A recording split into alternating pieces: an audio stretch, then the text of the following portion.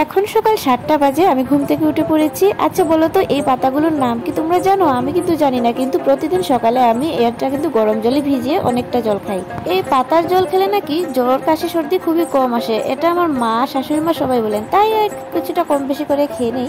তো দেখো এখানে আমি খুব তাড়াহুড়ো ছিল, তার জন্য আমি গরম জলে ভিজিয়ে 10-15 মিনিট পর খেয়ে নিলাম। এটা কিন্তু একটু তেতো হয় কিন্তু খুবই উপকারী। কিন্তু এই পাতাটার নাম কি আমি তো জানি না, তোমরা যদি জানো অবশ্যই কমেন্টে জানিও।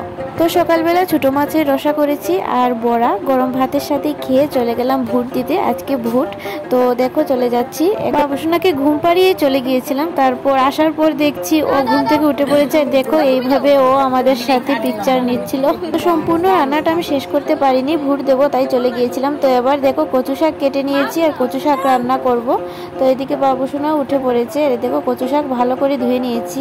এই দেখো বন্ধুরা, আমাদের কাছে লঙ্কাগুলো কিন্তু খুব লাল লাল করে পেকে গেছে। এটা কিন্তু খুবই স্বাদ আর খুবই টেস্টি, এটা কিন্তু খুব বেশি ভালো লাগে গরম ভাত বা সেদ্ধ করে কোনো কিছুর সাথে খেতে। আর ঝুলের মধ্যে বা কোনো কিছু ভর্তার মধ্যে দিলে আরো বেশি ভালো লাগে। কচু শাকও রান্না হয়ে গেছে, তো আজকে এতটুকুই তোমাদের সাথে শেয়ার করলাম।